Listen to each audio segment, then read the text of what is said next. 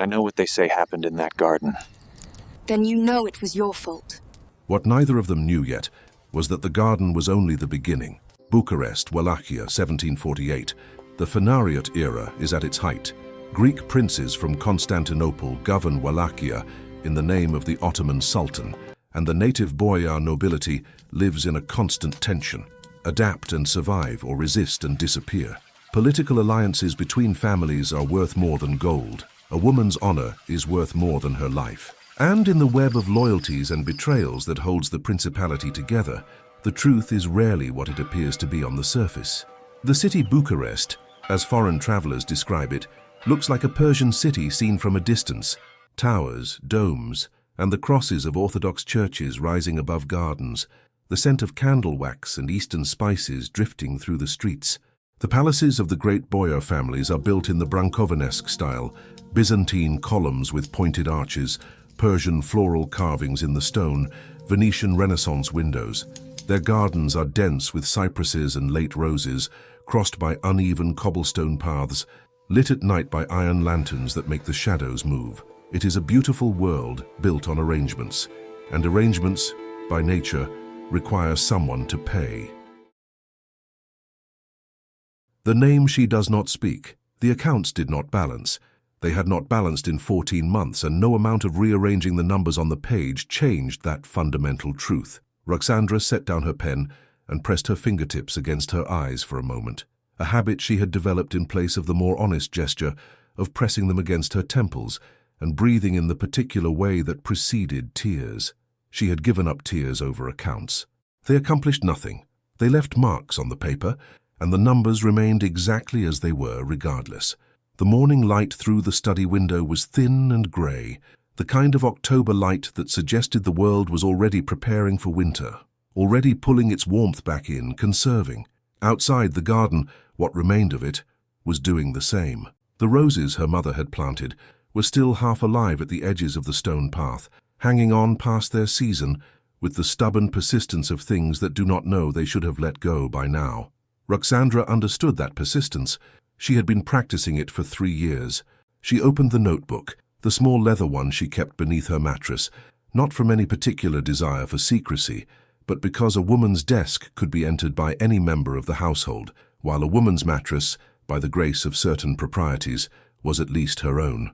The notebook was not what most people would expect from a 20-year-old woman of good family. There were no pressed flowers inside, no copied verses, no sighs committed to ink. There were lists. Names of families who had owed favors to the Florescus over the decades, resources that could still be converted, potential alliances, debts that might be called in if the situation became desperate enough to require calling. The situation had been desperate for 14 months. She had not yet called the debts. She was waiting for a moment when calling them would accomplish more than merely slowing the decline. On the first page, there was a line that had been crossed out so many times and with such force that the paper had thinned beneath it. If she held the page to the light, she could still read what was underneath the ink. Alexandru Cantacuzino. She did not look at it. She had not looked at it in months. The name existed in her mind as a closed room, the kind you walk past in a house that you know is there, that you do not open because you are not yet ready for whatever is on the other side. She closed the notebook and went to check on her mother. The room upstairs smelled of medicinal herbs and the particular stillness of a space where time has decided to move differently. Elena Florescu lay propped against embroidered pillows, her face still beautiful in the way of women who were once remarkable and whose bones have preserved the evidence. She was awake, as she always seemed to be, as though sleep required an energy she had redirected elsewhere. The accounts? She asked because she always asked, because she had been managing accounts herself until 2 years ago, and old habits carry a weight that illness cannot fully lift. Manageable, Ruxandra said, which was the word she used instead of the truth. Her mother looked at her with eyes that had not lost their sharpness despite everything else that had been lost. "Sit with me a moment." Ruxandra sat. She took her mother's hand, thinner than it used to be, the rings loose, and listened to the sound of the house settling around them, the distant footsteps of the 2 servants they had kept, the wind moving through the half-dead garden below. "Your father came home late last night," her mother said. "I heard. He did not come upstairs." No. A silence. The kind that mothers and daughters build together without discussing it, each one understanding what the other is and is not saying. "There is a gathering," Elena said finally. "At the Preda estate. He will want you to go." "I know. You should go. It matters that we are seen." Ruxandra looked at the window. The October light had not improved. "I know that too." She sat until her mother's eyes grew heavy, then went back downstairs to the accounts, which still did not balance, which would still not balance tomorrow, but which she would continue to face because that was the only thing she knew how to do with problems, face them until they blinked first. At the bottom of the page, in the margin, almost without thinking, she wrote 2 words and crossed them out immediately. She was getting careless. She would have to watch that. Her father returned from Bucharest at midday with mud on his boots and the expression of a man who has attended a meeting that went worse than expected. Ruxandra watched him from the window as he crossed the courtyard, the way his shoulders sat, the particular angle of his head. She had learned to read George Florescu's body the way sailors read the sky, not for pleasant information, but for what was coming. She went to meet him in the entry hall. He smiled when he saw her, which meant the news was bad enough that he felt he needed to. "You look well," he said. "What happened?" The smile faltered. He was a good man, her father. She believed that completely, had always believed it, even through the last 3 years. A good man and a poor strategist, which was a combination that Wallachia of 1748 punished without mercy. He loved his daughters extravagantly and his land insufficiently, and he had trusted the wrong people at the wrong moment, and now he stood in the entry hall of his own house looking like a man who owes more than he can pay, because he was. "Munteanu called in the promissory note," he said. Ruxandra did not say anything for a moment.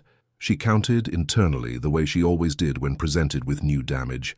What does this affect? In what order? Over what time frame? All of it? He gave us until the end of November. That is 6 weeks. Yes.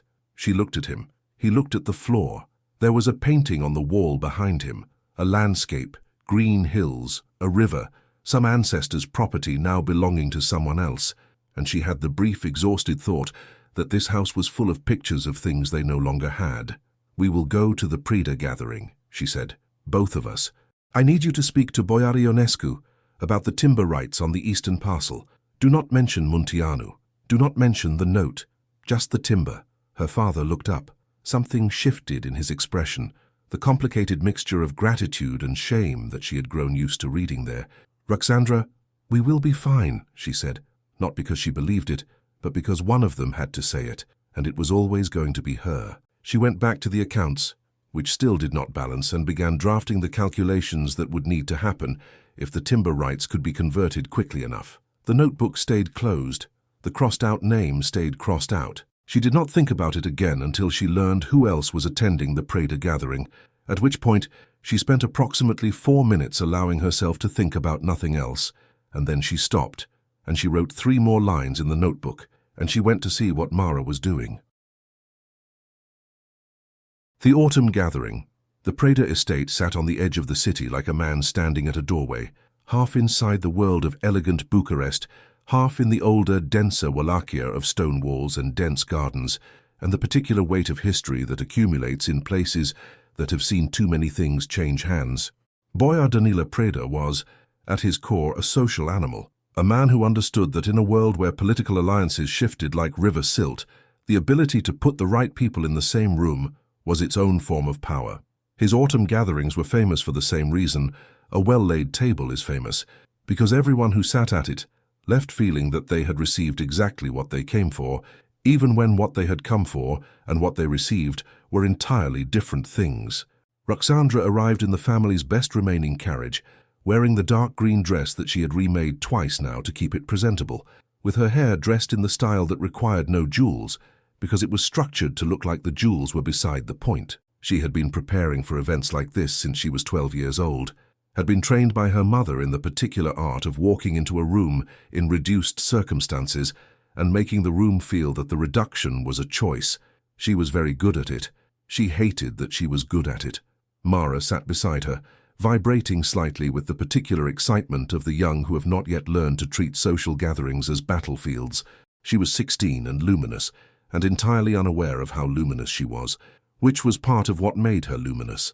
She leaned her forehead briefly against the carriage window and then pulled back, remembering that she was supposed to be composed. "Will there be dancing?" Mara asked. There is always a possibility of dancing. You always say it like it's a threat. Ruxandra looked at her sister. It is frequently both. Mara laughed, the real laugh, not the practiced one, and Ruxandra felt the particular warmth she always felt in the presence of that laugh, a warmth that was also always threaded through with a fierce protectiveness that sometimes frightened her with its intensity. Mara's life was going to be different. Ruxandra had decided this the way she decided everything, quietly, completely, and with no intention of reconsidering. The interior of the Preda estate was everything the exterior promised and then exceeded. Ottoman carpets covered the floors in deep reds and blues. Beeswax candles lit the room from iron chandeliers, their light catching the gold embroidery of the guests' garments and the icons on the walls, the Orthodox saints of Wallachia, looking down with their usual expression of patient, slightly weary holiness. The scent was candle wax and pine resin and the particular Eastern spice mixture that marked a household with Phanariot connections. Ruxandra moved through the room the way she moved through all rooms, with her eyes performing two functions simultaneously. Surface function, warm, present, socially engaged.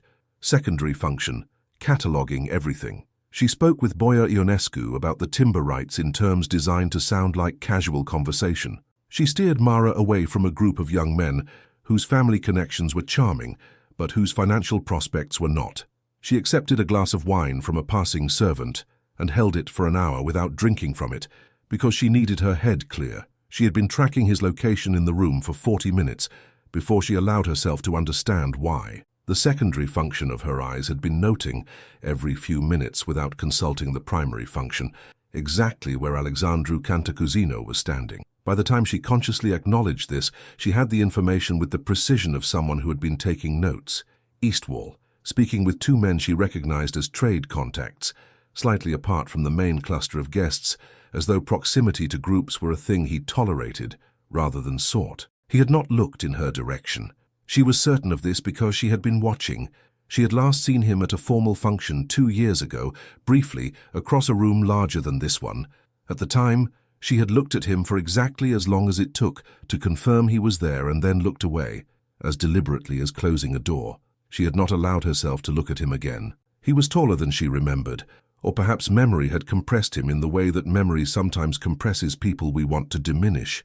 He wore the formal boya dress in deep wine red with gold embroidery at the collar and cuffs, the fur-lined cape fastened at his left shoulder. No Ishlik hat, those were for older men or formal court occasions. His dark hair was neat. His posture was the posture of a man who does not stand differently in public than he does in private, which she recognized because she had the same posture and understood what it cost.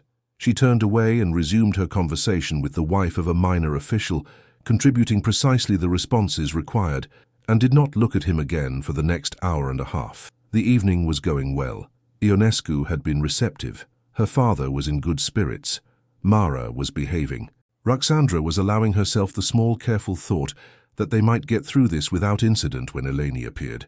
Eleni was Greek, a friend of the hostess, flushed from dancing, and slightly effervescent in the way of women who have had a glass too many and are operating at a heightened version of their natural warmth. She appeared at Ruxandra's elbow like a small weather system and took her arm.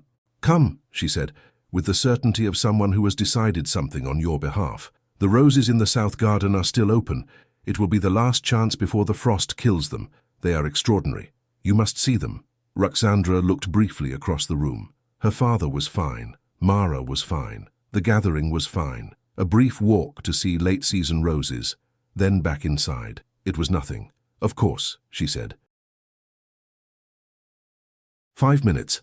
The south garden was beautiful in the way of things that are passing. The path was cobblestone, uneven, the joints between the stones softened by decades of moss. Cypress trees rose on either side, tall and darkly still in the autumn night air. Iron lanterns on iron posts marked the path at intervals, their flames bent slightly by a wind that was present but not cold, the last warmth of October holding its ground.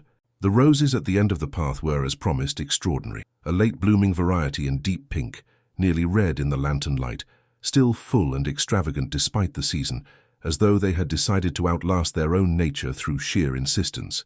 They climbed the stone wall in clusters, scattering petals onto the cobblestones below. Eleni stopped in front of them and sighed with genuine pleasure.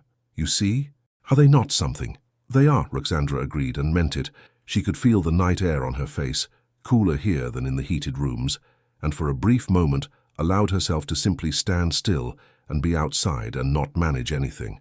Then Eleni's name was called from somewhere back along the path, a woman's voice, familiar, laughing. Eleni turned. "That's Theodora, I must—" She was already moving back toward the house, the decision made before it was announced. "One moment, I'll be right back." She was gone before Ruxandra could respond.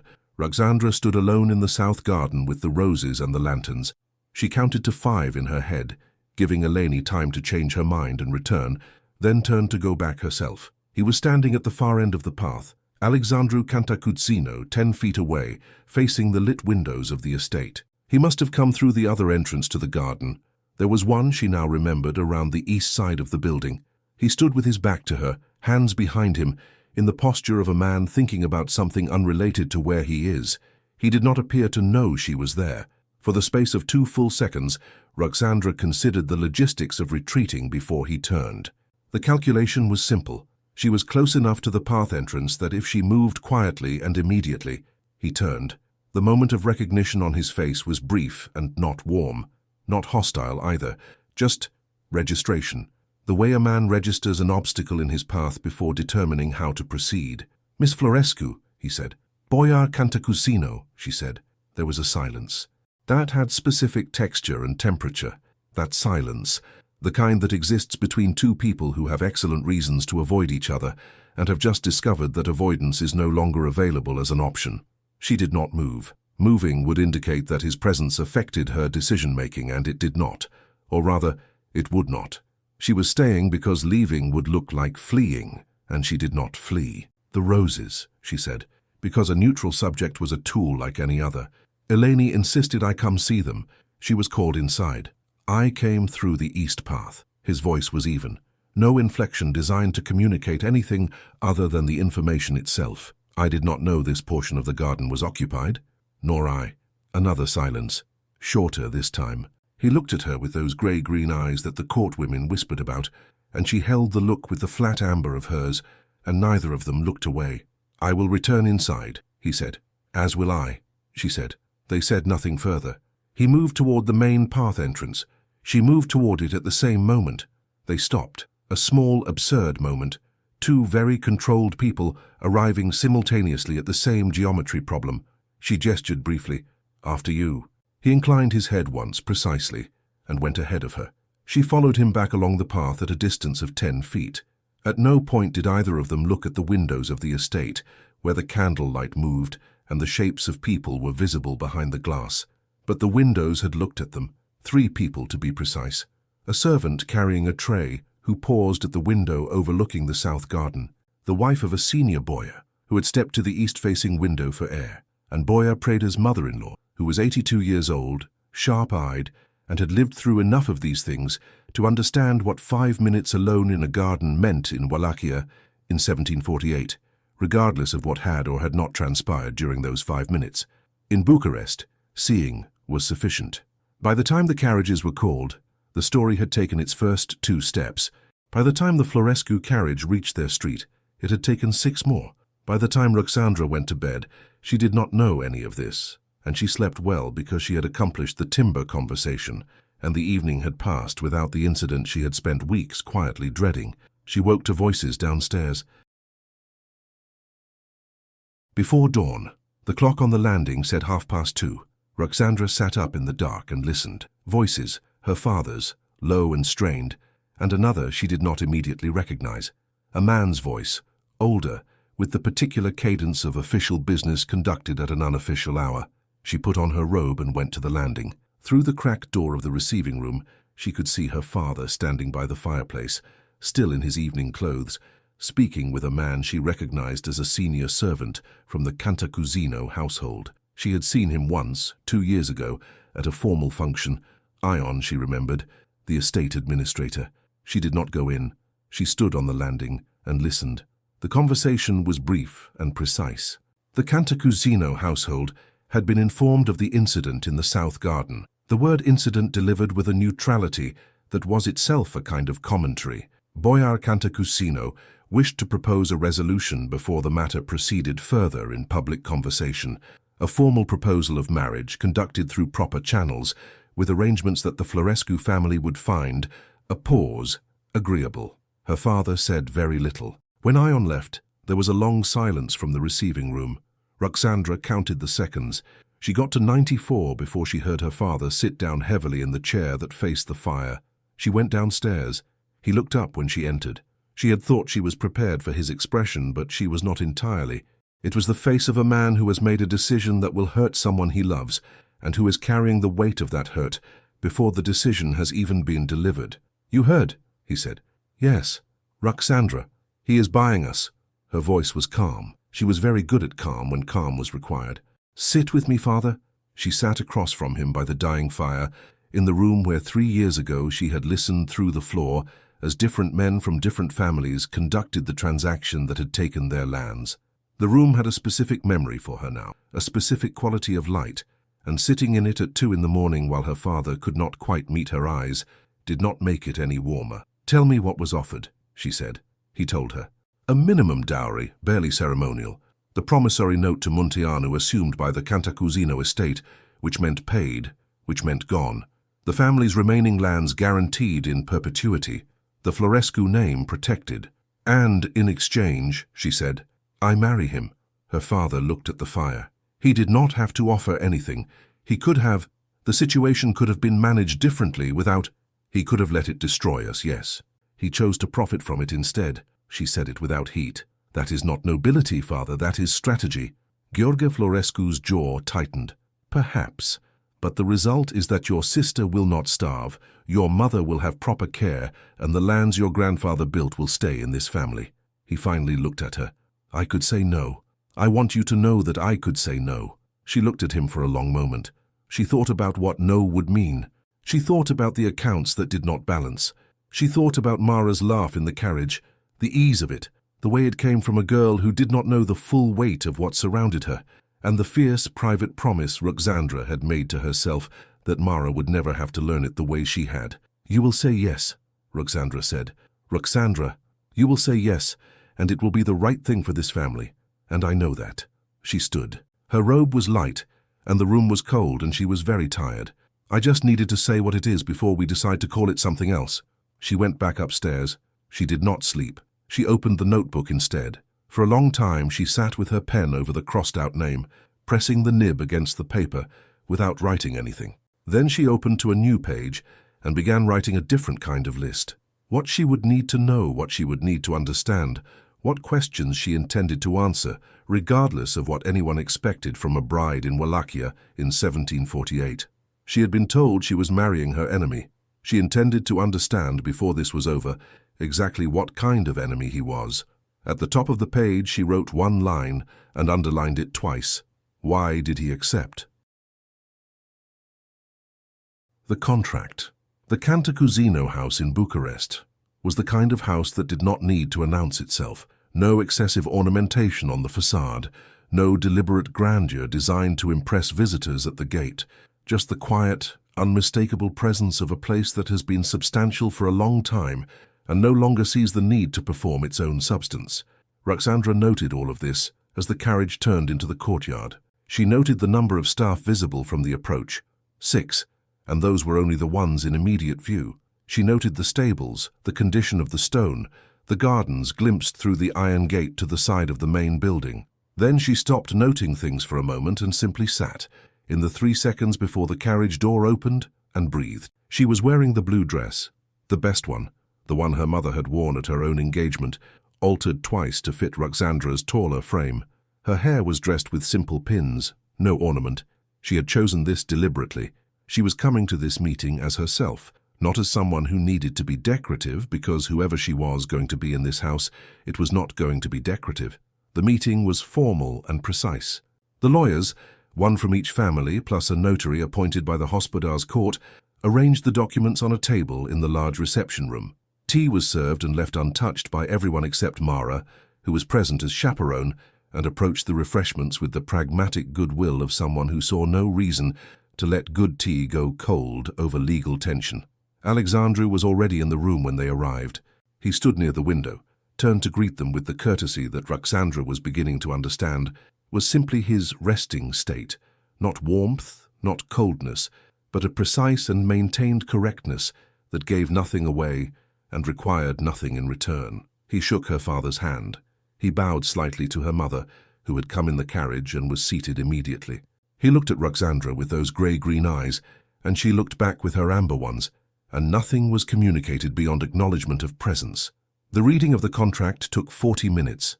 Ruxandra listened to every word, not because she distrusted the lawyers, but because she had learned that the details in the spaces between the formal language were often more informative than the language itself. The terms were as her father had described, with additions. The family home would remain in Florescu hands for life, not merely during the marriage. The younger daughter, Mara, would receive a formal endorsement of social standing through the Cantacuzino connection, which in practical terms meant that her future marriage prospects had just improved considerably. There were provisions she had not expected, protections she had not asked for. She signed the contract with steady hands and her clearest signature, large, deliberate, unhurried. She saw Alexandru glance at her handwriting and look away. The families were then shown different portions of the house, while the lawyers finalized the documentation. Her parents were led to the formal gardens. Mara was taken by a housekeeper to see the library, which she had been quietly hoping for since she arrived. And Ruxandra found herself for approximately 90 seconds alone in the reception room with Alexandru Cantacuzino. She did not waste them. "I will discover why you did this," she said. Her voice was low enough not to carry to the hallway. "I want you to know that, not to threaten you with it, simply because it is true and I thought you should know." He was quiet for a moment. Then something shifted in his face, the most subtle of movements, a fraction of tension she had not noticed until it released. It was, she would think later, the expression of a man who has been holding something in for a long time and has just been told that the holding period has an end date. "I know," he said. Then the door opened, and the lawyers returned, and the moment was over. But the two words stayed with her all the way home. Not, "I don't know what you mean." Not, "You are mistaken." Simply, "I know." As though her intention to find out the truth was not a problem to be prevented, but a fact he had already made his peace with. She turned that over in her mind for days, the way you turn over a stone to see what lies underneath it, not certain you want to know, unable to stop looking. The house of the enemy. The wedding happened in November, as the first frost arrived. The ceremony was orthodox, as all things in Wallachia were orthodox, the church a fundamental architecture of daily life rather than a Sunday event.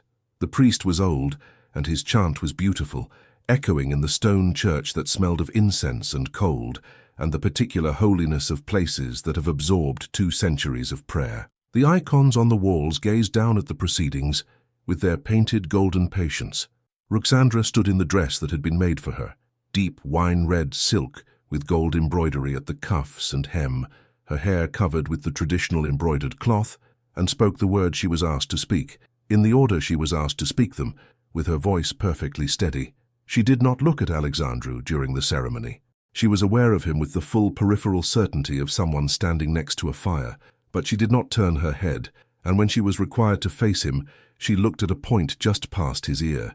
If he noticed, he gave no indication. He spoke his own words with the same measured precision he brought to everything, and when the priest pronounced them married, he was the first to look away. The celebration afterward was formal and brief. Neither family was in circumstances that encouraged extravagance, and Alexandru did not appear to be a man who found festivities comfortable in any case.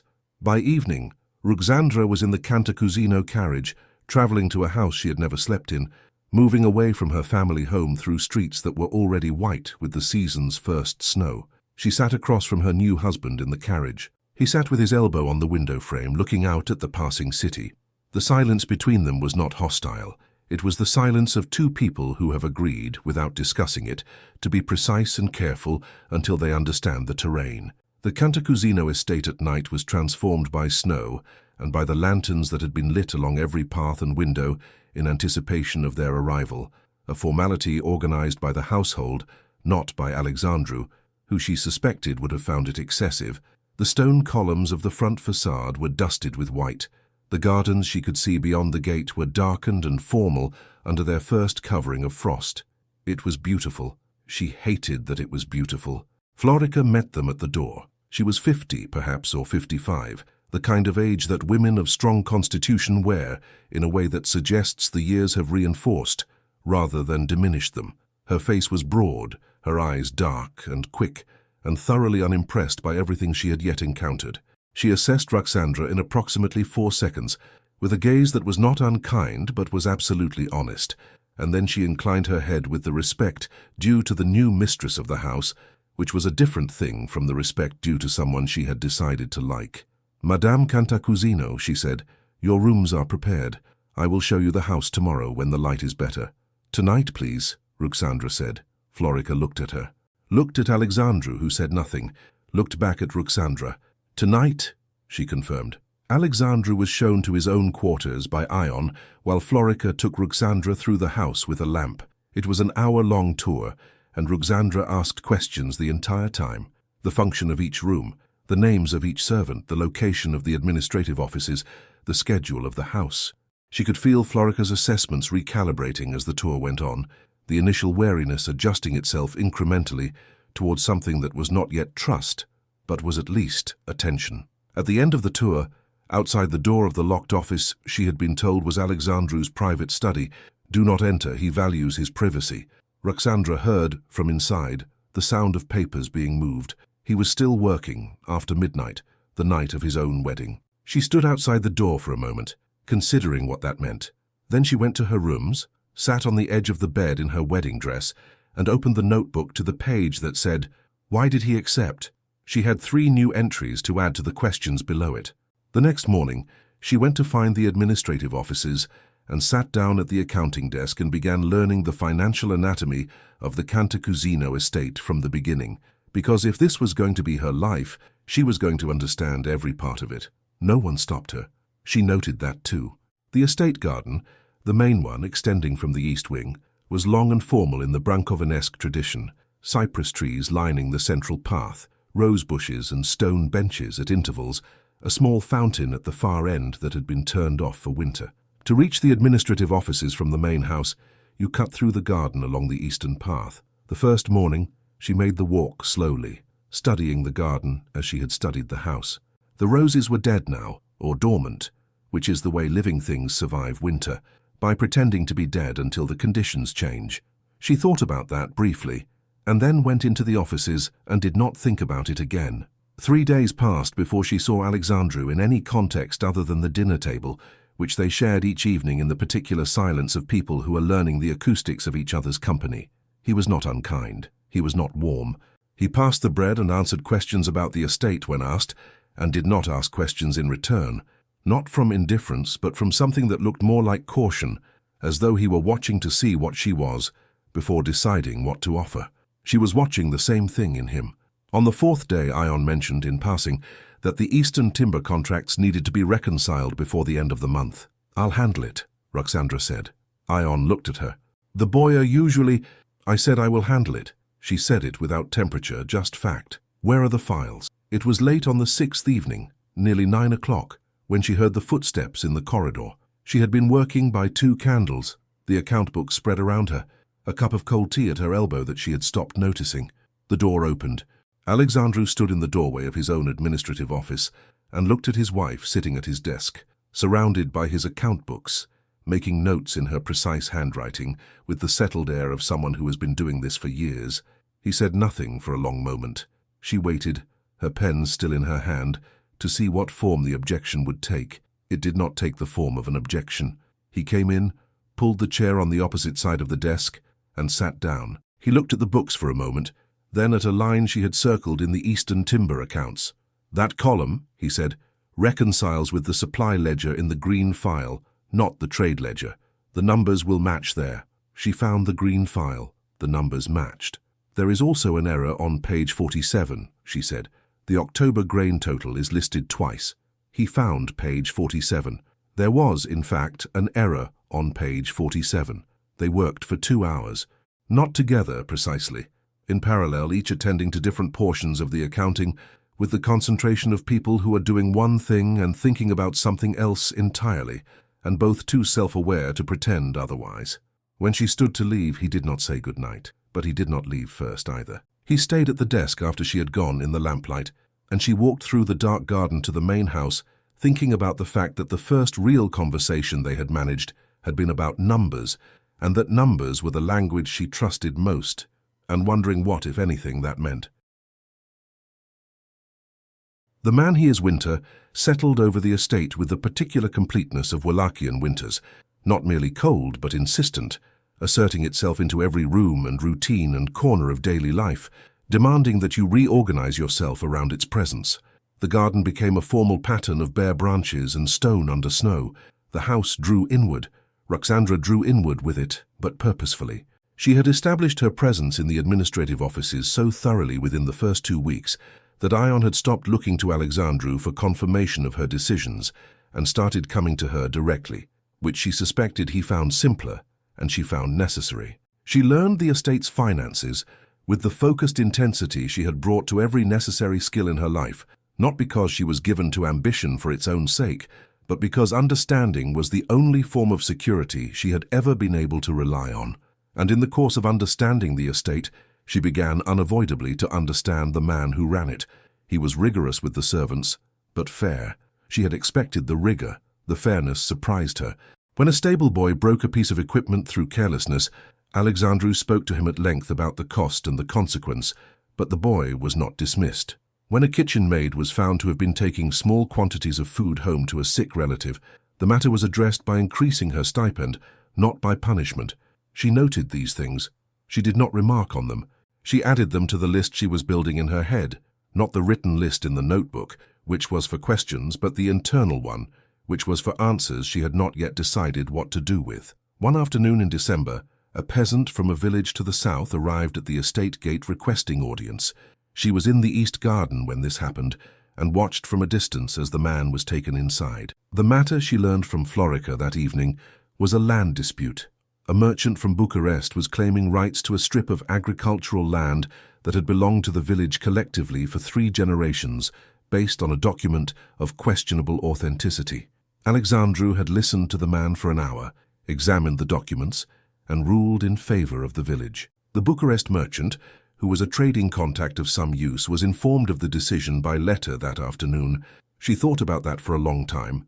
It was not what she had built. The man in her mind, the one who had sat in a room while her family's lands were taken, would have made the calculation and chosen the useful trading contact over the nameless peasant.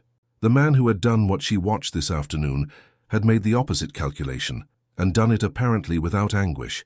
She was beginning to understand that the architecture of him was more complex than the single room she had been examining. She saw him reading once at 2 in the morning. She had gone to the kitchen for water, and come back through the long corridor that passed the door of his study, which was half open, and through the gap she saw him at the desk with a book, reading by lamplight with the focused absorption of a man who reads because he needs to, and not because he has nothing else to do. The book was Greek. She could see the characters from the hallway, philosophy perhaps, or history. Something with enough weight to keep a man awake past midnight in the dead of a Wallachian winter. She stood in the corridor for 5 seconds, and then continued to her room. She did not examine too closely the fact that the image had stayed with her, clearly enough that she could recall it the next morning in precise detail. The lamplight, the angle of his head, the book, the particular quality of stillness in a person who is so absorbed in something that they have temporarily stopped managing how they appear. The first argument happened over the eastern parcel, which was also in some ways the first real conversation. She had renegotiated the lease terms with a local farmer while Alexandru was in Bucharest, renegotiated them upward, which she believed was justified by the current market rate and by the improvement the farmer had made to the land over the previous 5 years. When Alexandru returned and reviewed the accounts, he found the revised terms and came to the offices to discuss them. The discussion was heated, in the restrained, precise way that 2 controlled people conduct heated discussions. Nothing raised, nothing broken, but a real contest of positions, each one held and defended and challenged. He argued that changing established lease terms without consultation created instability in the estate's relationship with its tenants. She argued that fair terms were their own form of stability, and that the previous rate had been exploitative by any reasonable standard. He said that stability and fairness were sometimes in tension and required careful balancing. She said she was aware of that and had balanced carefully. He looked at her for a long moment. "The revised terms stand," he said finally. She had expected either capitulation or override, not that. "I thought you disagreed with the renegotiation." "I did." He picked up the file she had prepared. "Your reasoning is documented. I disagree with the process. The outcome is defensible." A pause. "Don't do it again without informing me first." "Of course," she said. And then, "In future I will inform you when the matter requires consultation. If you are in Bucharest and the decision is time-sensitive, then you make the call," he said, "and document it." He left. She sat with the account books for a minute, not working, just sitting. She had been prepared for many things in this marriage. She had not been prepared to be treated as someone capable of judgment. Mara arrived in late December on a visit of 4 days, and the house underwent a change of atmosphere that Ruxandra could only describe as the change that happens when someone opens all the windows simultaneously, not warmer necessarily, but suddenly a great deal more air. She arrived at noon and immediately began doing things. She complimented the stonework on the exterior columns with the specific enthusiasm of someone who has genuinely noticed it. She asked Florica 3 questions about the kitchen's operation, and somehow emerged from the exchange with both information and Florica's reluctant approval. She found the garden under its snow and spent 20 minutes in it, despite the cold, examining the dormant rose bushes with the interest of someone who is already imagining what they will look like in spring. Alexandru received her at dinner the first evening with his standard precise courtesy, which Mara received with her standard complete lack of intimidation, and immediately began asking him questions about the Phanariot period of governance with the direct curiosity of someone who has been reading about history and wants to discuss it with someone who actually knows it. He answered her. Not at length at first, and not without the wariness of a man unaccustomed to being engaged in conversation rather than addressed. But Mara's questions were good questions, asked with genuine interest and no social calculation, and Ruxandra watched from across the table as something in Alexandru's expression, some layer of the protective containment, adjusted itself slightly, not toward warmth, but toward engagement. Later that night, Mara came to Ruxandra's rooms and sat on the edge of the bed in her nightgown and said, with the directness that was her primary characteristic, "He's not what I expected." "What did you expect?" "I'm not sure exactly. Someone colder." She pulled her knees up. "He answered my questions about the Mavrocordat period for nearly half an hour. He was actually interested, like it mattered to him that I understood correctly." She paused. "He doesn't seem to take up more space than he needs." Ruxandra knew what she meant by this, even though it was an odd way to say it. She had been thinking the same thing in different words. "He seems to tolerate me well enough," she said, which was not what she had been going to say. Mara gave her a look. "He doesn't look at you like he's tolerating you." "Mara, I'm just saying what I see. You've been here for 1 day." "I know. Sometimes 1 day is enough." Mara uncurled herself and stood up, which meant she was done with the subject, for now. "He seems afraid of you, actually, which I didn't expect either." After she left, Ruxandra sat for a long time with the notebook, not writing anything, just holding it. She was beginning to run out of ways to dismiss the things she was accumulating. What Florica knows. The trust between Ruxandra and Florica was not a sudden thing. It was built the way trust is always actually built, which is not through grand gestures or confessions, but through the accumulation of small moments in which both people behave consistently. Florica watched Ruxandra manage the household for 3 weeks. She watched her treat the servants with respect that was neither familiar nor condescending. She watched her make decisions quickly and defend them on reasonable grounds and accept correction when Ion or Florica knew something she didn't. She watched her go through the estate's accounts with a thoroughness that was clearly not performed for an audience, because she did it at odd hours, sometimes past midnight, when no one was watching. The afternoon it happened was a grey January afternoon, the kind that arrives at 2 o'clock, feeling already like evening. They were in the kitchen, Ruxandra reviewing supply inventories, Florica preparing something at the far end of the table, and the conversation had moved through household logistics into the comfortable territory of 2 women working together who have stopped needing to manage the interaction. "He was young when his mother died," Florica said. She had not been asked about him. She said it the way certain people say important things, as though the decision had been made elsewhere, and the words were simply arriving now. 11. His father remarried within the year, a Phanariot woman from Constantinople. The new wife was not unkind. But she had her own children coming, and the household had its own center of gravity. Ruxandra kept her eyes on the inventory list. He grew up between two worlds, and belonging fully to neither, he learned to be useful instead. Useful to his father, useful to the Hospodar's court, useful to everyone who needed him, because usefulness was the only position from which neither world could simply overlook you. She paused, the work in her hands continuing without interruption. He is not a cold man, Madame Cantacuzino. He is a man who learned very early that warmth was expensive, and he could not always afford it. Ruxandra set down the pen. She looked at the inventory list without seeing it. The Florescu lands, she said carefully, as though approaching the subject sideways rather than directly. 3 years ago. I understand he was involved in the proceedings. A longer pause. Florica's hands stilled for a fraction of a second. Not everything that looks like a thing is that thing, she said finally, and not everything that looks like indifference is indifference. She picked up her work again. He does not speak of it. He has not spoken of it to me. But I have been in this house for 19 years, madame, and I know when a man is carrying something he didn't put down voluntarily. Ruxandra picked up her pen again. She wrote a single word in the margin of the inventory list, a question, not an item, and then covered it with her thumb. That evening she looked at the notebook, at the question she had written on the first night. Why did he accept? She had more pieces now. She did not yet have enough of them to see the picture. The garden at night. She could not sleep. It happened occasionally. Not often. She was generally a disciplined sleeper, having long ago decided that exhaustion was an enemy of clear thinking and therefore treated rest as a logistical requirement. But sometimes the accumulated weight of everything she was holding would shift in the small hours, and the mathematics of it would not resolve themselves, and she would find herself awake at 2 in the morning with no productive options. She put on her warmest robe and went down to the garden. The January night was clear and very cold, the sky above the cypress trees dense with stars. The paths had been swept, but the ground on either side of them was still thick with snow, the rose bushes sculptural under their white coverings. Her breath made small clouds. She walked to the fountain at the far end of the garden, which was frozen and still, and stood beside it, and let the cold air clear something in her head. He was sitting on the stone bench near the east wall. She stopped. He was there already. She had not heard him. He was very still, which she was beginning to understand was simply how he occupied space when he thought no one was watching. He was not in his coat. He had come out quickly without preparing, which told her this was not a habit but an impulse.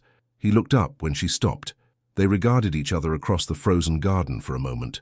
I could not sleep, she said, which was both the truth and also so obvious a statement that she was slightly annoyed at herself for making it. Nor I, he said. She walked to the other end of the bench. There was enough space between them that it was not proximity, merely the same bench, and stood for a moment before sitting because sitting required a decision, and she had not yet made it. Then she sat. The garden at night was different from the garden by day. The formality of it softened under starlight, the bare branches making patterns against the sky that were almost delicate. The cold had a clarity to it, the kind of cold that strips away everything inessential. She had been thinking about the question for 2 months. She was not sure what made her ask it now, except that the cold and the clarity and the specific exhaustion of not sleeping had worn away the layer of strategy she usually maintained between herself and her own impulses. Why did you accept, she asked, the marriage? You had power enough to let the garden incident pass without consequence. No one of your standing would have been compelled to act on it. You chose to. He was quiet for long enough that she thought he might not answer. The stars overhead were very bright. A log settled somewhere in the house, a distant domestic sound. Because I owed it to your family, he said. She turned to look at him. He was looking at the frozen fountain. That is not an explanation, she said. No, he agreed. It's not. He stood up. Not tonight. He walked back to the house through the dark garden, his footsteps quiet on the swept stone path. She sat on the bench for another half-hour in the cold, long after her hands had gone numb, staring at the place where the path disappeared around the east wing. Because I owed it to your family. She turned the sentence in every direction she could think of. None of the directions she could see from where she was led somewhere that made sense.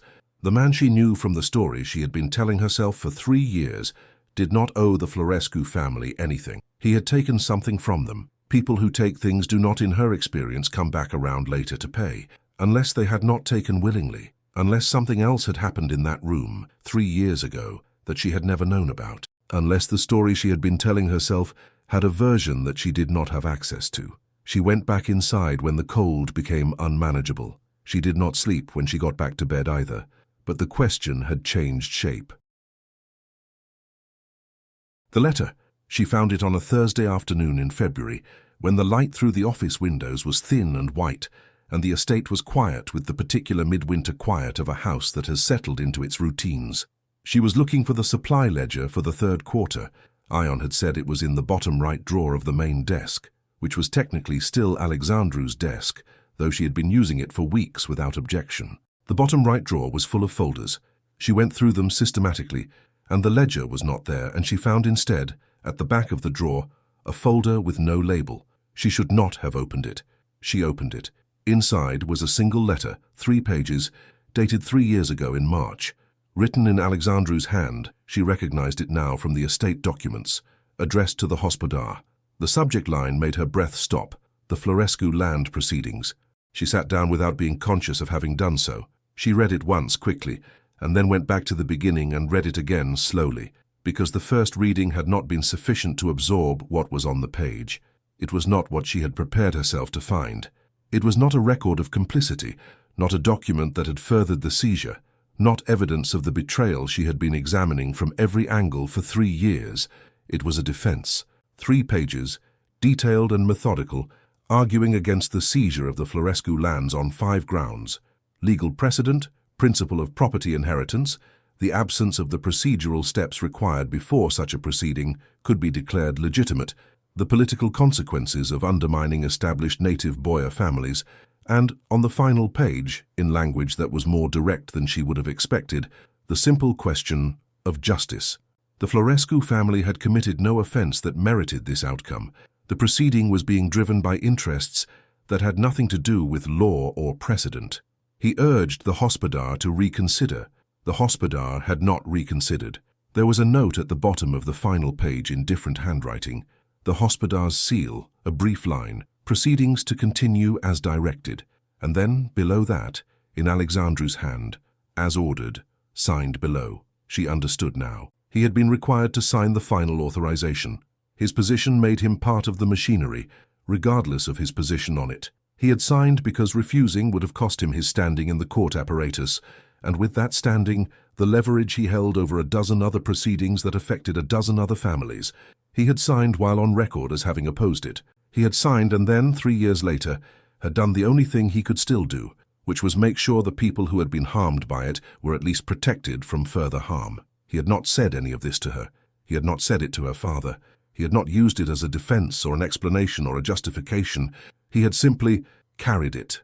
She sat with the letter for a long time, not thinking in the way she usually thought, not calculating, not planning, just sitting with the full weight of what it changed, which was the weight of 3 years of anger, finding out it had been aimed at the wrong person.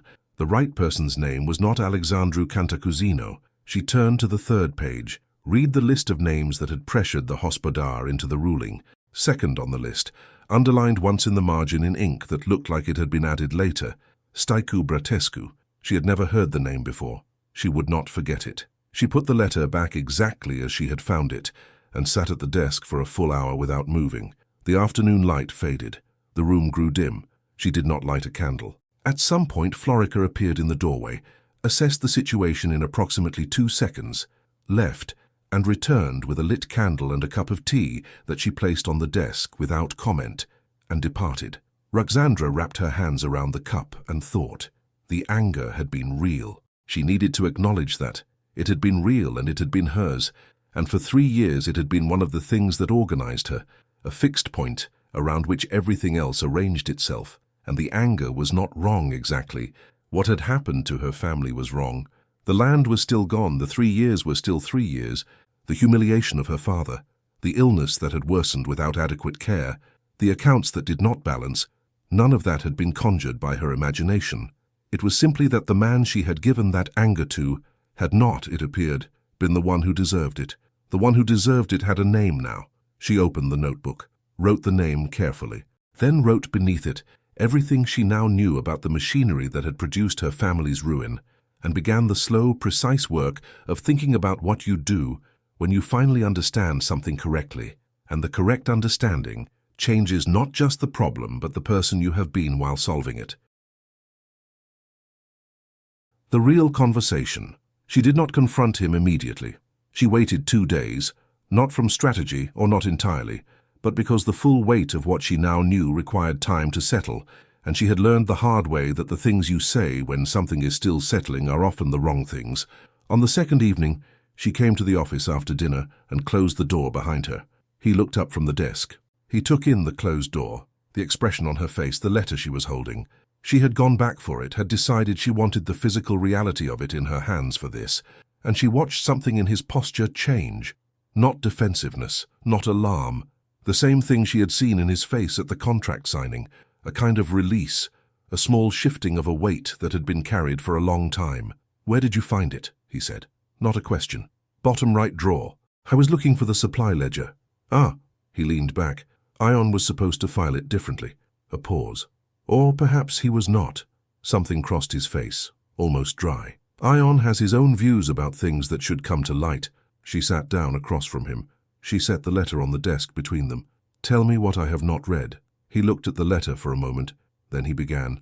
He told it simply, without defense and without the kind of self-exoneration that would have made it easier to receive and harder to believe. He had been on the committee overseeing the proceedings from the beginning. He had seen what was driving it. Not law, not precedent, but the interests of Bratescu and 2 allied families who wanted the eastern agricultural region consolidated under their control. He had spent 3 months building the legal argument against it, had presented it to the Hospodar, had lost. The Hospodar was operating under pressures of his own. Bratescu had connections to Constantinople that the Hospodar could not afford to antagonize at that particular moment. He had signed the final authorization because not signing it would have destroyed his standing in the court system, which was the only position from which he could continue to contest Bratescu's other plans. And there were other plans, other families in the line of sight, other estates that Bratescu had been moving toward systematically for years. "You sacrificed us," she said.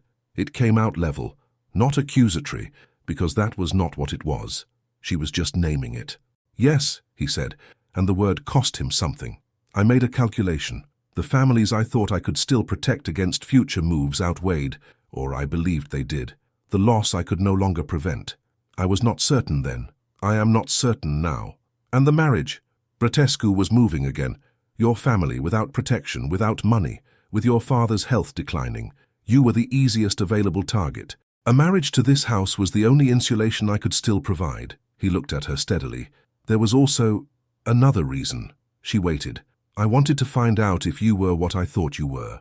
A pause.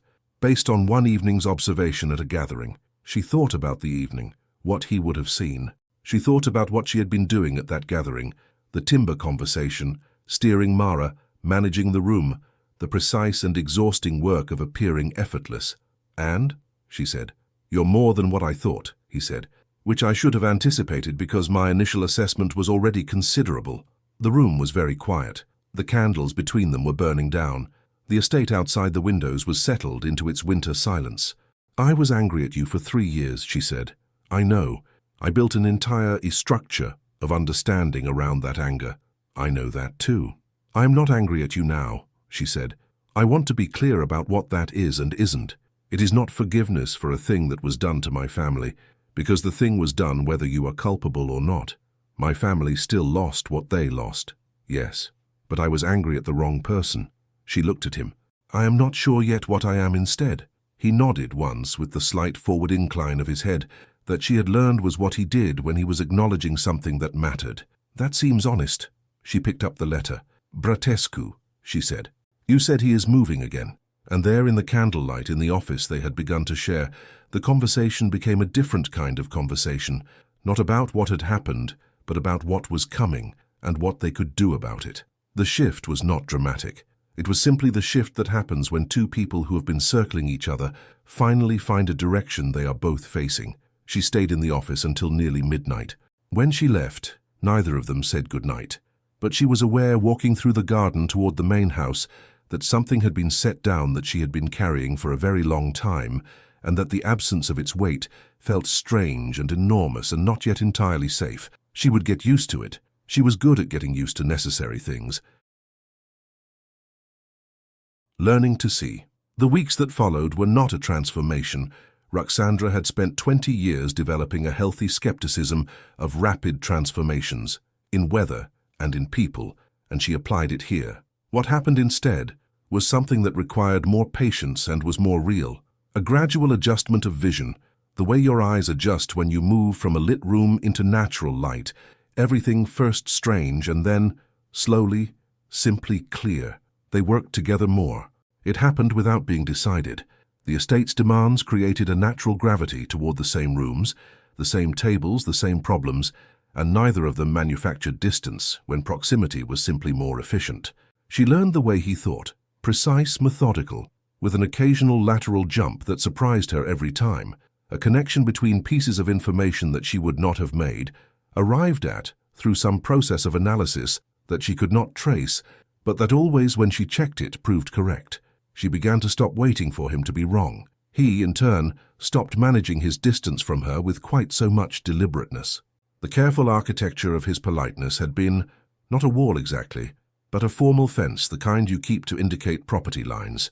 It remained, but he stopped maintaining it, as though she were an opposing party. The shift was subtle enough that she might have missed it if she had not been watching. She had been watching.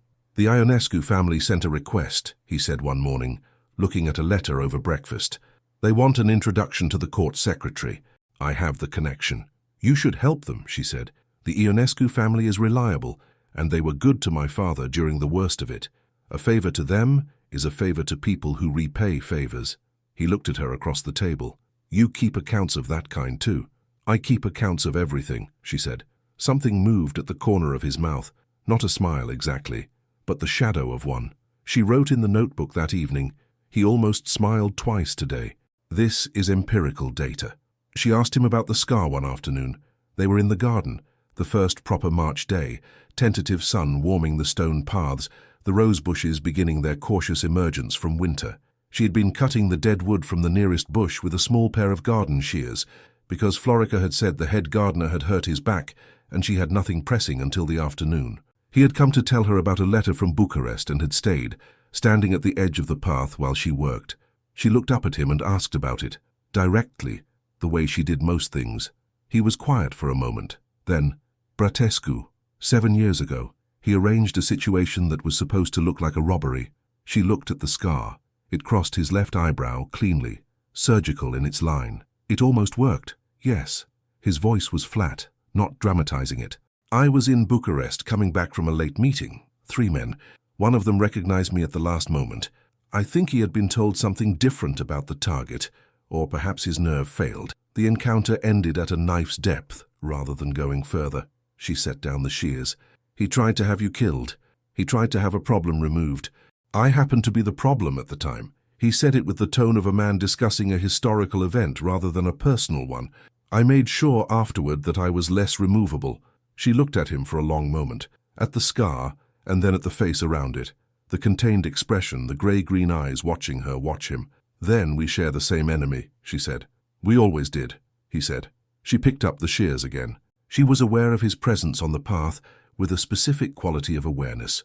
Not the cataloguing wariness she had been practicing for months, but something less strategic and more immediate, a warmth along the side of her that faced him that she noted and declined to examine too carefully.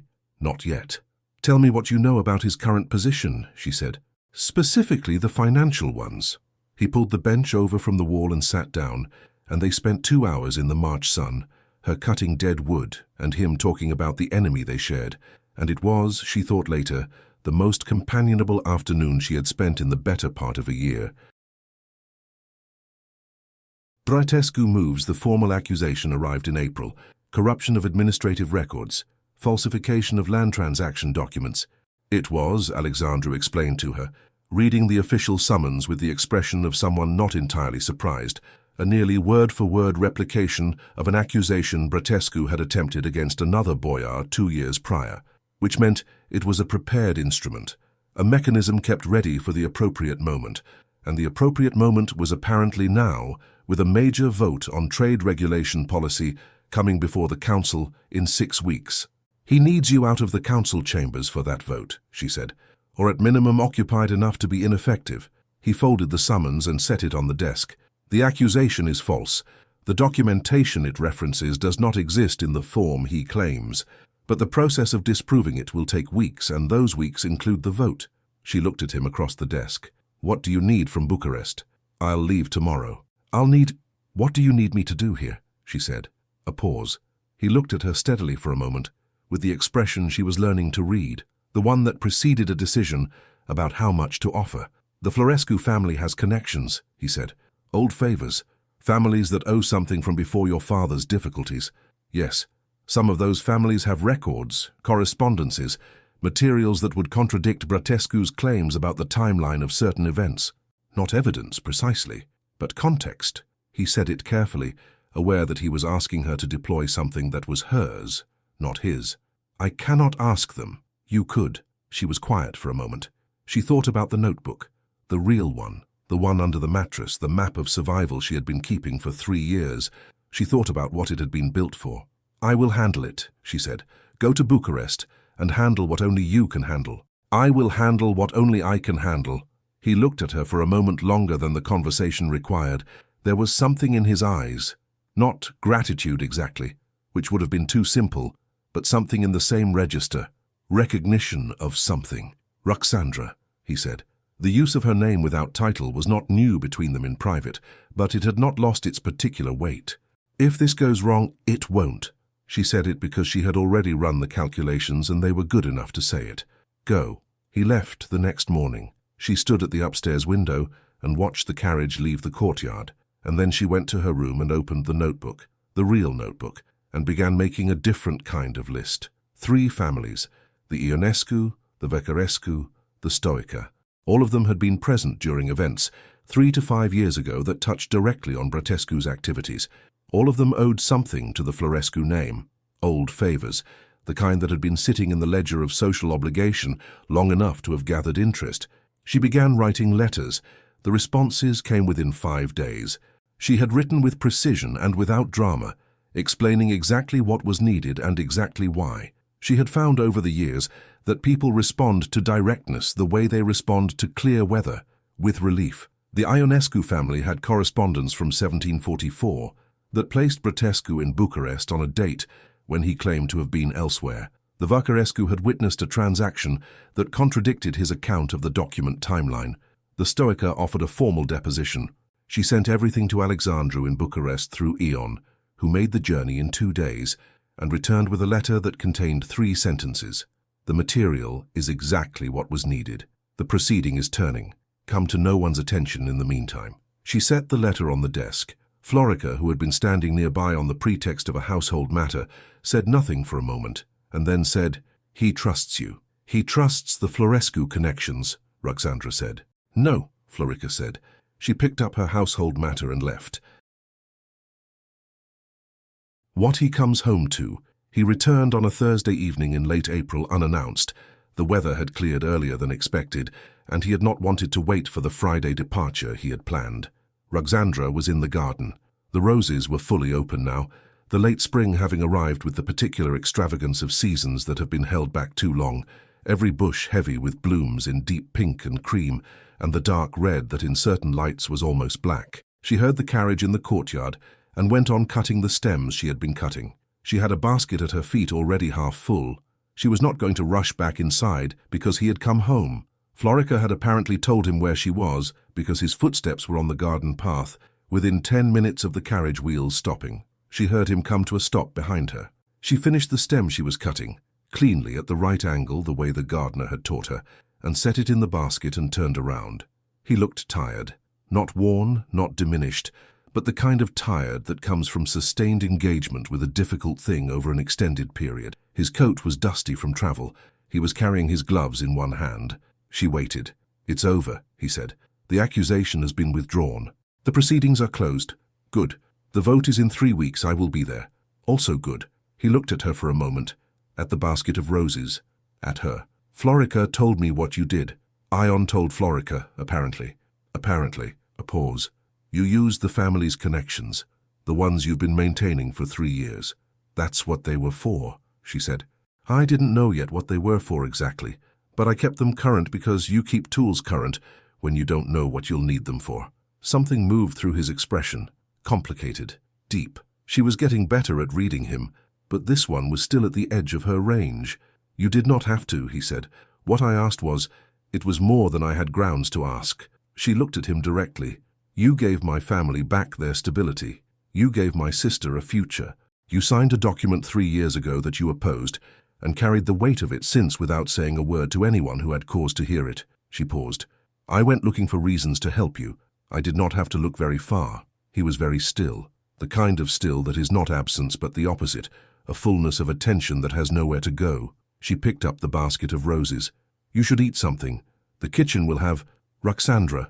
She stopped. He crossed the 10 feet of garden path between them in 4 strides, and there was no time to decide what to do with that, no time to calculate or position herself, and then he was close enough that she had to look up slightly to see his face, and the grey-green of his eyes at this proximity was darker than she had catalogued them, and his hand came up and he held her face in his palm, just that, just the warmth of his hand against her jaw, and looked at her with an expression she had never seen on him before, one she did not have a category for, one that was not controlled at all. She set the basket down very carefully, and then she put her hand on his chest over his heart and felt it beating, and it was not slow.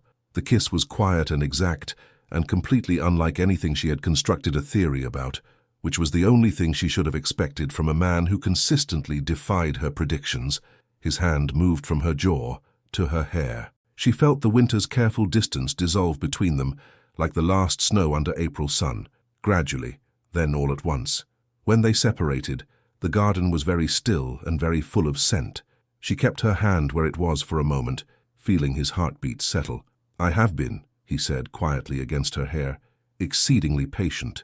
She laughed. It came out unexpected and real, the laugh that did not belong to salons.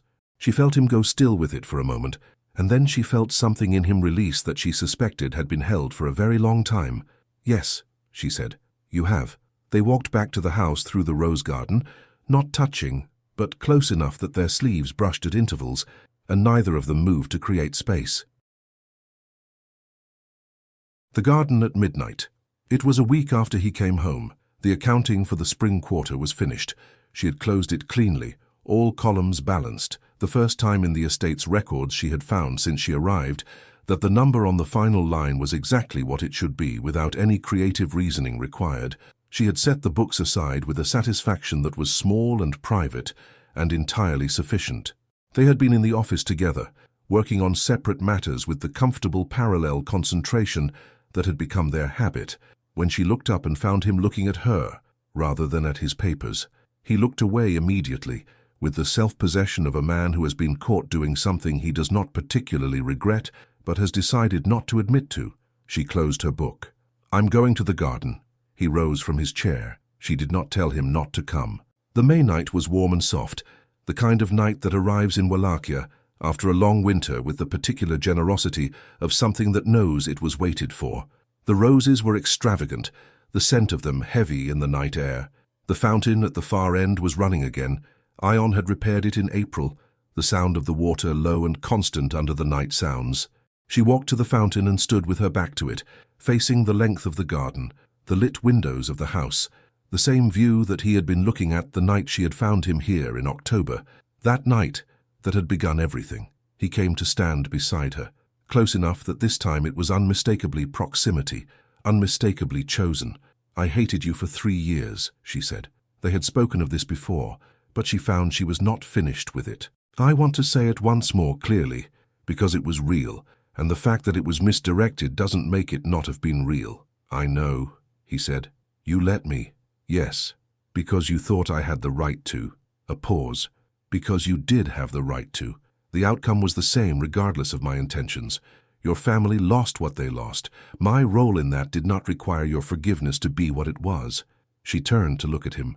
In the moonlight, his face was angular and clear and no longer, she noticed, contained in the way it usually was. The precise self-management was present, but thin. Like a paper screen, she could see through it. What were you going to do? She asked. If I had never found the letter, if I had simply continued, gone on, he said, done what I could within the marriage, waited. He held her eyes steadily. I was prepared to wait a long time. She thought about that, about the patience it described, about a man who had organized an entire situation around a debt he believed he owed and had committed to serving it without any expectation of receiving anything in return. That's a very lonely way to have planned to live, she said. He said nothing, but the something in his face shifted, the thinning of the paper screen becoming something closer to transparency. She reached up and put her hand against the scar along his eyebrow, just briefly, a touch that was a kind of acknowledgement of the thing that had caused it and the man who had survived it and the 7 years between then and now. He caught her hand before she lowered it and held it, not tightly, his thumb tracing across her knuckles. She watched his face as he did it, watched the expression that was on it, the one she did not have a category for yet, the one she suspected she was going to spend some time learning the name for. Then he drew her toward him and she came, and the garden that had started everything received them in its soft May night, without ceremony and without judgment, the roses open around them, and the fountain running, and the stars overhead in the same places they had always been. The warmth of him was different from what she had imagined during the months of careful distance, steadier, deeper, less tentative than a man of such restrained surface suggested.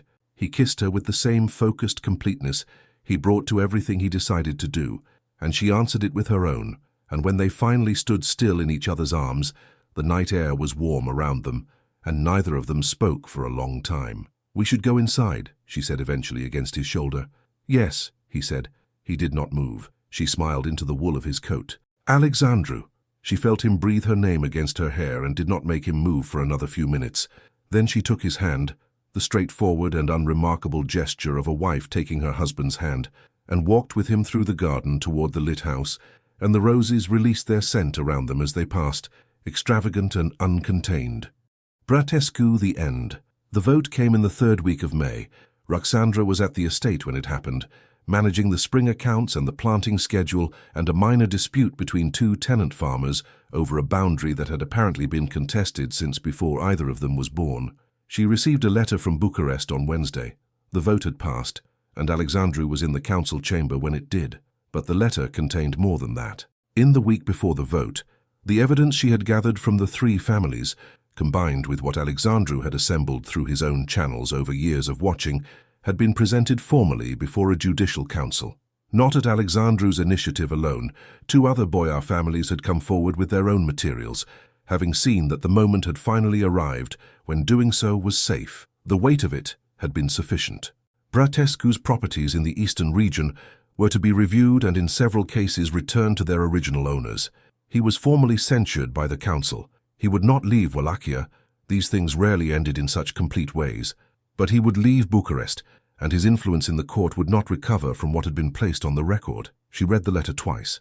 Then she went to find her father's most recent letter. He was, well, much improved in spirit since the resolution of the promissory note, managing the remaining family land with renewed energy, and she wrote back to him the news, not all of it, the part about the censure, the part about the review of properties. His response came 4 days later, a single page in the handwriting that had trembled in her childhood memory, but was steadier now. He wrote about the land. He wrote about her mother, who was having a good month. He wrote about Mara, who had accepted a very appropriate courtship from a young man of good family who had the additional merit of making her laugh in the real way. At the end of the page, in the margin, in small letters that suggested the words had arrived after the letter was complete, "I did not understand, when you married, what you were going toward. I think I begin to now. I am proud of you in a way I do not have adequate language for. Forgive an old man for taking time." She held the letter for a moment, then she folded it and put it in the notebook, not in the pages of lists, but inside the front cover, tucked carefully. Then she went to find Alexandru because he had just returned from Bucharest and he was in the garden, and she had something to tell him. The garden in spring-June. The roses were at their most extraordinary, the ones that had survived October and January and everything in between, extravagant now in a way that suggested that surviving difficult things sometimes produces this particular abundance, not in spite of the difficulty but because of it. Ruxandra was in the garden on a morning that had arrived golden and unhurried, a morning that seemed to have no particular schedule. She was sitting on the bench by the east wall with the notebook in her lap, not the original one, which was nearly full, but the second one she had started in March, whose pages were cleaner and whose handwriting was slightly less pressed. She was writing, not lists, or not entirely. There were still lists. She would always make lists. This was simply how her mind worked, and she had long since stopped treating it as a defect. But interspersed among the lists were other things. A phrase he had said 2 weeks ago that she had not wanted to lose. A description of the garden at dawn, which she had begun doing when she could not sleep. Not from weight now, but from a different kind of wakefulness, the kind that comes from a life that has become full enough to be worth observing. The way the fountain sounded at different times of day. She heard his steps on the path before she saw him. She had learned the sound of the way he walked, something she had not expected to learn, had not set out to learn, that had accumulated without her permission in the way that knowledge about people you live with accumulates, through simple, repeated proximity. He came around the rose hedge with a letter in his hand, correspondence from Bucharest. She could see the seal from where she sat. He looked at her with those grey-green eyes in the June morning light, and there was something in them that was still partly unreadable to her, and she thought there probably always would be. She did not find this troubling. Rooms you have not yet entered are not the same as rooms that are closed to you. From the council, he said, sitting on the bench beside her, close enough that their shoulders touched. The Eastern Land Review is finalized. Your family's parcel is included. She looked at him. The eastern parcel, the land her father's father had farmed, that her father had walked as a boy, that had been gone for 3 years. All of it? She asked. Not all. 2/3. He looked at her carefully. It is not everything. It is 2/3 more than there was yesterday, she said. He was quiet for a moment. Then, very briefly, he looked at the garden, the roses, the fountain, the stone path that had started all of this, and something moved across his face that she had a word for now, a category that she had built over the past months from observation and from the accumulation of small, irrefutable data. She could name it clearly. She had named it to herself, privately, at 3 in the morning a week ago, with the particular private definitiveness of a person who is very careful about what they claim to know and has finally gathered sufficient evidence. "What are you writing?" he asked, looking at the notebook. "History," she said. "Ours?" She closed the notebook. She looked at him in the June morning, at the scar above his eyebrow and the grey-green of his eyes and the slight containment of his expression that would never entirely dissolve, that she had stopped wanting to dissolve because she understood now that it was not a wall, but simply the architecture of a particular man. She had built some understanding of that architecture. She was still learning it. She intended to go on learning it for a long time. "We're still in the middle," she said. The corner of his mouth moved, the real one, the one that arrived unpredicted and stayed only briefly. She had learned to catch it. He reached over without announcement and took her hand, which was becoming a habit of his, the casual claiming of her hand in moments of no particular significance, and she let him have it, which was becoming a habit of hers. The garden held them quietly. The roses went on being extraordinary. The fountain ran. Somewhere beyond the hedge, the estate's morning proceeded. Horses, voices, the practical music of a household in motion. And Ruxandra Cantacuzino, who had come to this garden full of the precise weight of everything she had lost, sat in the June sun with the notebook in her lap and the warmth of her husband's hand around hers, and discovered, carefully, empirically, without rushing the conclusion, that the name for what she had found here was sufficient for even the most demanding accounting. It was, in a word, enough. It was, in another word, more.